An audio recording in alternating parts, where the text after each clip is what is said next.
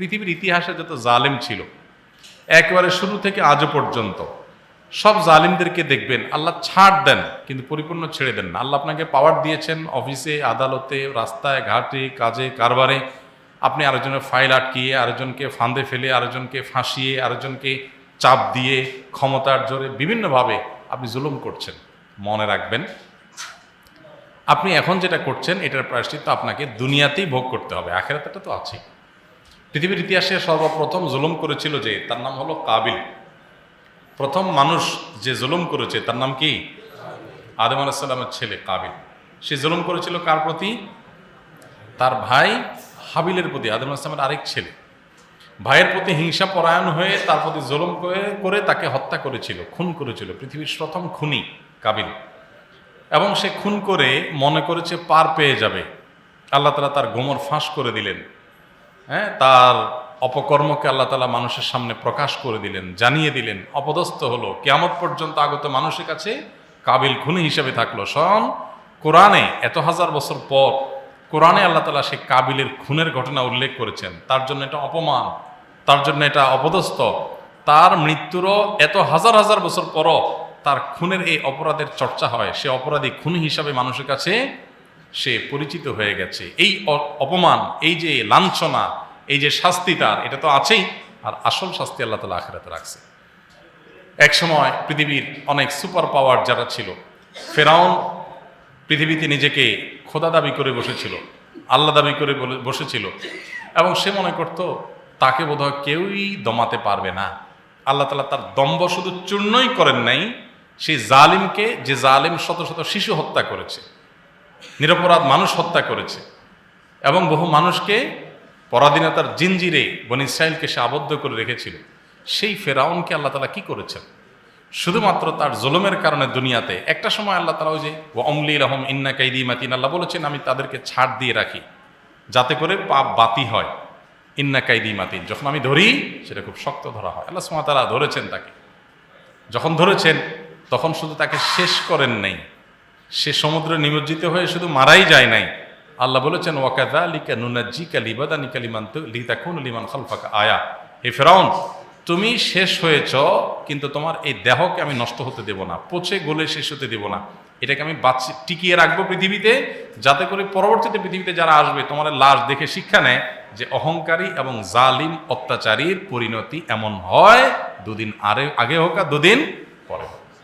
অনেক সময় ধৈর্যের পরীক্ষাটা একটা লম্বা হয়। আজকে ফিলিস্তিনের মানুষ, তারা মাজলুম, জুলুমের শিকার, বছরকে বছর পার হচ্ছে, যুগ যুগ পার হচ্ছে, কিন্তু সমাধান হচ্ছে না। একটু দীর্ঘ হচ্ছে, কিন্তু চুল পরিমাণ কোনো সন্দেহ থাকবার অবকাশ নেই যে আল্লাহ তাআলা জালিমকে ধরবেন আর মাজলুমকে মুক্ত করবেন, দুদিন আগে হোক আর পরে হোক।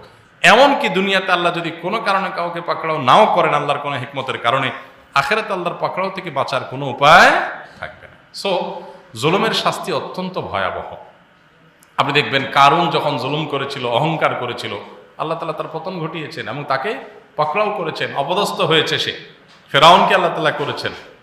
এক সময়ের সুপার পাওয়ার সোভিয়েত ইউনিয়ন কোথায় এখন আছে? আজ পৃথিবীতে যত পাওয়ার আছে, পৃথিবীতে ইতিহাসে যত পাওয়ার ছিল, অহংকার এবং জুলুমের উপরে যাদের প্রসাদ দাঁড়িয়েছিল, আল্লাহ তাআলা একসময় সেটা চূর্ণ বিচূর্ণ করেছেন। সো আমরা ব্যক্তি পর্যায়ে অথবা প্রাতিষ্ঠানিক পর্যায়ে যে পর্যায়ে জুলুম করব, আল্লাহ সুবহানাহু ওয়া তাআলার কাছে তার জবাবদিহি করতেই হবে। সবচেয়ে ঘৃণিত, সবচেয়ে ভয়ঙ্কর অপরাধগুলোর মধ্যে থেকে একটা হলো এই জুলুমের অপরাধ। কোরআনে কারিমে আল্লাহ তাআলা জালিমদের প্রতি লানতের কথা আল্লাহ তাআলা বলেছেন, লানতের কথা, আলা লানাতুল্লাহি আলাজ জালিমিন। জালিমদের প্রতি, মিথ্যাবাদীদের প্রতি আল্লাহ তাআলার কি হয়? লানত পতিত হয়। অতএব এই জুলুম আমার দ্বারা যেন না হয়, কারোর প্রতি কোনো অবিচার না হয়। মানুষ তো মানুষ, কোনো প্রাণীর প্রতিও কি করা জায়েজ নেই, জুলুম করা। মনে রাখবেন, একটি অপরাধের বিচার আল্লাহ তাআলা কিয়ামতের ময়দানে প্রাণীদেরও করবেন।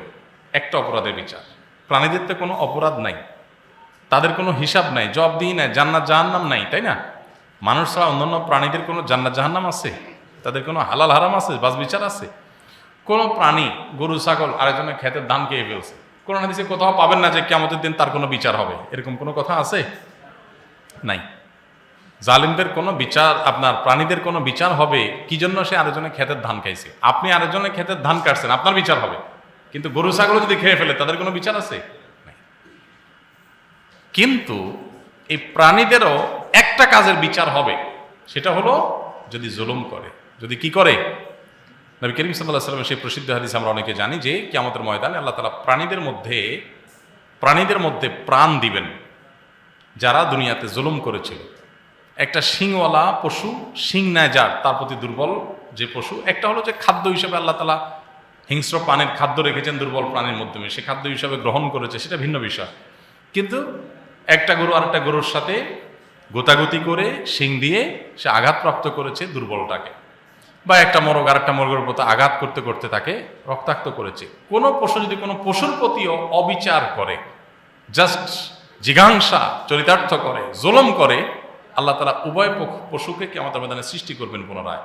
তাদের ধ্বংসাবশেষ মাটির সাথে মিশে গেলেও, মানুষের শরীরের সাথে মিশে গেলেও আল্লাহ এটার ধ্বংসাবশেষ থেকে আবার তাকে সৃষ্টি করবেন, করে যে অত্যাচারিত ছিল আল্লাহ তাআলা তাকে শক্তি দিবেন। এবার দুর্বল যে, সে শক্তি পাওয়ার পর যে জুলুম করেছে তার কাছ থেকে প্রতিশোধ নেওয়ার সুযোগ আল্লাহ তাআলা দিবেন, প্রতিশোধ নিয়ে ফেলবে। এরপরে উভয়কে বলা হবে কুনু তুরাবা, তোমরা মাটি হয়ে যাও, তারা আবার মাটির সাথে মিশে যাবে। তার মানে জুলুম এমন একটা বিষয় যে প্রাণীদের ক্ষেত্রে পর্যন্ত আল্লাহ তাআলা জুলুমের বিচার করবেনই করবেন। সেখানে মানুষ, কোনো মানুষের প্রতি, আপনার গৃহ পরিচারিকা আপনার কাছে কোনো একটা কাজ নিয়ে আসছে একজন ক্লায়েন্ট, আপনি তার প্রতি জুলুম করলেন। আপনি পুলিশে চাকরি করেন, চান্সে এক লোকের দিলেন ইয়াবার মামলা, দিলেন মিথ্যা মামলা, দুনিয়াতে কেউ কিচ্ছু বলবে না, করে নেন, যত মনে চায় করে নেন।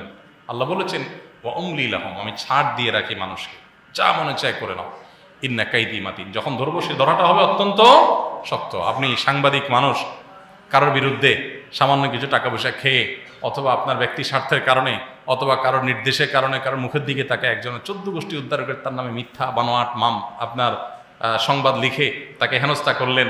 আপনি ক্রাইম রিপোর্টার, এই চান্সে একজন মানুষের পিছনে লেগে তাকে হেনস্থা করে দিলেন।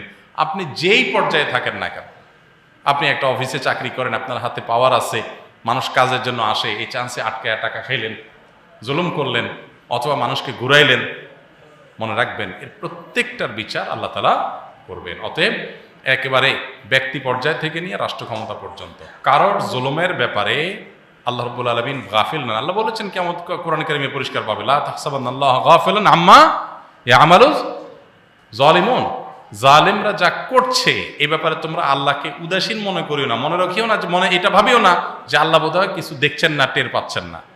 আল্লাহ তাআলা শুধুমাত্র ছাড় দিয়ে রাখছেন সময়ের, পাপ বাতি হওয়ার জন্য। কারো পাপ বাতি হইতে হয়তো অল্প সময় দেন, কারো বেশি সময় দেন, পাকড়াও নিশ্চিত। এই জন্য ভাই, ব্যক্তি জীবনে আমাদের দ্বারা যাতে কারোর প্রতি কোনো জুলুম না হয়। আপনি একটা মোটরসাইকেল উঠাই দিলেন ফুটপাতে মানুষ চলাচলের রাস্তা, আপনি সেখানে ধুমধুম করে মোটরসাইকেল চালাচ্ছেন, আপনি ইয়াং মানুষ, গায়ে জোর আছে, মানুষ ভয় আপনাকে কিছু বলবে না, আপনি এটা জুলুম করলেন, পথচারীদের অধিকার নষ্ট করলেন।